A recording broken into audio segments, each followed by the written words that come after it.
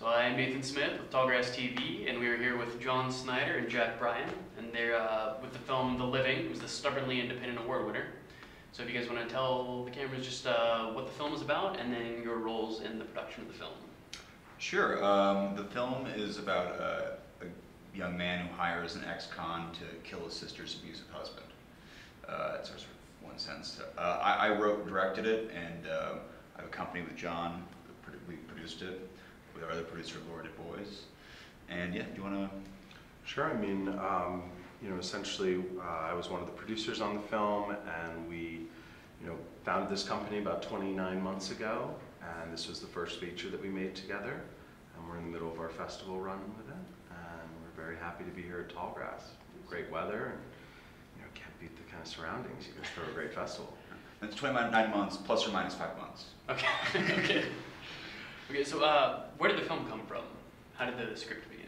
It started as sort of two ideas I had. I think the original kernel was this idea of the most horrifying concept to me is to wake up one day and be like, I was blackout drunk last night and I beat my girlfriend or my wife. And that sort of, that notion, because that's the thing that, domestic abuse is a thing that really kind of bothers me in a very sort of primal way.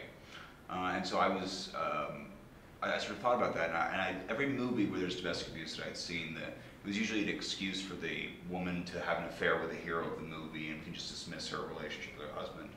And even like really good movies, it was a very sort of simple dynamic. In real life, I don't think it's that simple. I think it's a very complex dynamic. And so I really wanted to explore that and another side of that. And then separately, I had this sort of idea. I'd sort of thrown it in on a couple of places, but it was basically somebody has a sort of violent solution for something and does it in a way where it gets out of hand for them, and the solution becomes a problem in and of itself. And so these sort of stories came together, and I knew that we wouldn't have a lot of time with the actors before set. I knew because the budget we were working on, there's going to be a lot of stuff that we didn't control.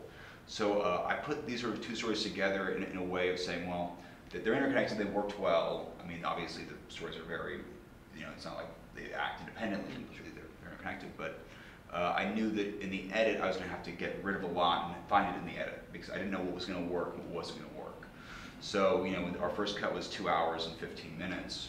We sort of whittled it down to 90 minutes and really found it there. So I noticed there were a lot of long takes in the film, which is also very impressive, not only just in film in general, but the fact that you guys were an independent film without a huge budget. So at one point there's a story of the lion in the bar, so things like that where you get these really long, great takes. Do you guys get to reshoot much of that? Like, did you have a lot of takes? Was it just a No, we didn't have a lot of takes. It's like that, what you're talking about, that was take one. Oh, okay. We had not a lot of time, but the shots were all very planned out. I mean, one of the lucky things that I have is I have a DP that I work with very closely. And so, we hang out all the time as well. So 6 months before the shoot, we're like, okay, well, this shot's gonna be this. And we wanted to treat, because we were using a Blackmagic cinema camera, which is a very small camera, but we wanted to treat it like a really big camera. We wanted to do these sort of a lot of dolly moves, we like something like 77 dolly shots. Also, our crew was just quick at doing dollies, so it was like, let's just throw a dolly in there. And so there was a lot of that. But yeah, we wanted to treat it like almost a traditional, I felt like I didn't want to do all handheld and shaky. I wanted it to feel very stable, like we're just sort of watching in this world and it's sort of progressing. And so almost a traditional take to the camera we wanted to use, and that ended up being a lot of long takes. And how can we sort of build within the take as opposed to build with cutting. And also, I mean, our actors really came to work. Chris Mulkey, who plays the hitman, came with a script that had more notes than I've ever seen on a script in my life before he even got to set. And each day I would drive, the actors to and from the hotel, and he and Kenny Wormold, who plays Gordon, the brother, all of a sudden we'd just be 5 minutes into the ride and they'd break right into a scene, have everything memorized, no scripts, nothing. And so we talk about, getting on set and having that first take. Well, for them, they've been doing it for 20 minutes in the car, and I mean, they played so well together. It just was, we really got so fortunate that the two of them meshed perfectly. Yeah, there were some great performances, and I really was impressed with the production value as far as having things very stable. In fact, you guys are one of the first films shot on the Blackmagic cinema camera. Yeah. So how was that experience as well? Because I know now they've added quite a few features that would have been pretty beneficial. official. No, for the we shoot. would have gone with the original camera. Really? What it is, I mean, yeah, absolutely, they have. The new cameras are great, and they were their East Coast representation in terms of filmmakers. So not only that, but we love them 100%. Like, we're all about Blackmagic. The reason we would have picked the first camera, though, even if we knew about the new ones, is that it has better dynamic range. And that was, I mean, it's not everything. There's a lot of things that you sometimes take over dynamic range. But dynamic range, if you don't know, is basically it's how many stops you can have with the camera. So you can show a spectrum of light. You can show dark and light without it going completely black or going completely white. And when things go completely white, especially, it's called blowing out. And that, for me, is a staple of, like, okay, that's a cheap movie. That movie looks cheap. That looks crap. And so that was a real consideration for us. We don't want any blowing out. We want to be able to pull things out of the blacks in post. And so that camera specifically has those most stops on that. And a lot of the things, I mean, it just worked out really well. But yeah, absolutely, the new 4K looks really cool. Yeah. I haven't played that one yet. I'm really looking forward to it.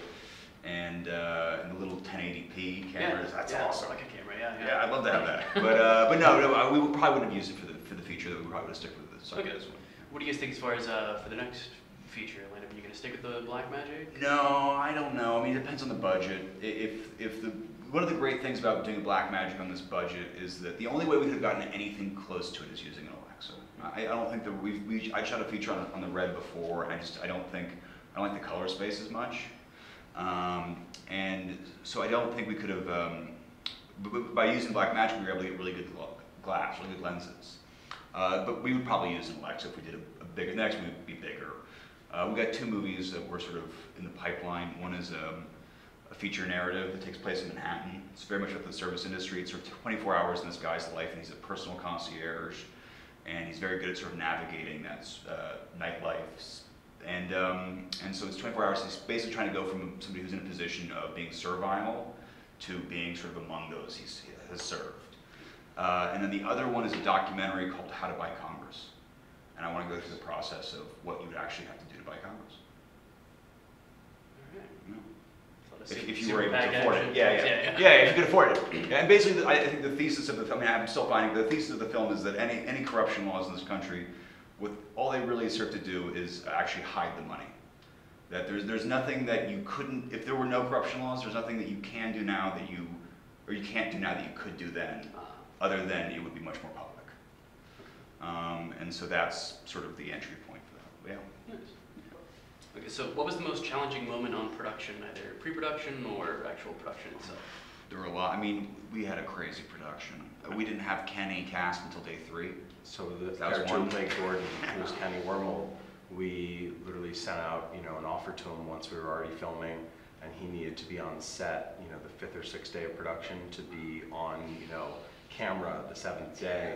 And we send this out on the 3rd, and literally, if he had said no, I don't know what we would have done. Well, we had a couple backups, so they weren't good. Okay. They weren't like, oh, well, they would be fine. It was sort of one of those things where it's like, Kenny doesn't do this. Like, I might have to rewrite a lot of stuff in like a day. Yeah, there was that. I mean, we had our last day, we had like 4 car accidents. It was just like, our cars would break down, locations would fall through. I mean, like 2 days, but one time I called somebody on the phone for 20 minutes begging to use their location, and then realized I'd called the wrong person. That they just gave me the wrong number. I was like, it was one of those things where I was like, come on, you've agreed to this, we talked about this. He's like, excuse me, sir, I agreed to nothing. I'm like, yes, you did. And then after I was like, oh my God, I was like going through the phone call in my head, I'm like, I am the worst. I told this man that he'd given us his word, he'd know the hell I was. Basically, he was somebody that we'd called earlier that day to check in on.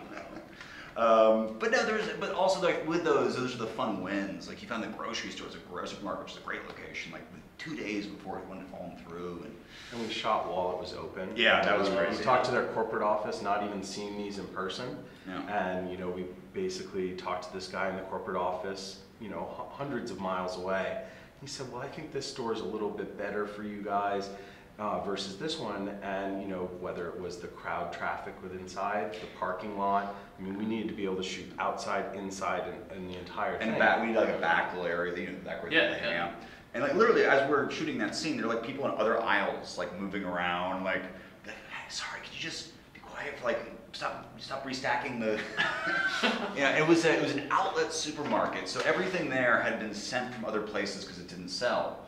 So it was this very eerie, kind of weird feel where it was just like a wall of Hamburger Helper, just like as far down as you could see. And the flavors you'd never seen before. Yeah, exactly. Yeah, exactly. But it was crazy. But it was also we stayed in the Howard's house, is where I lived.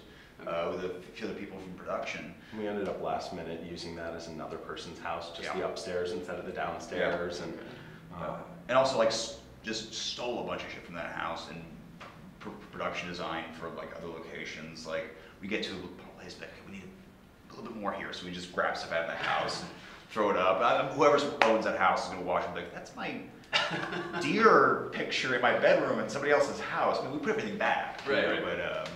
But cover it throughout. throw that out. So what was your guys' favorite moment during production? That is a good question.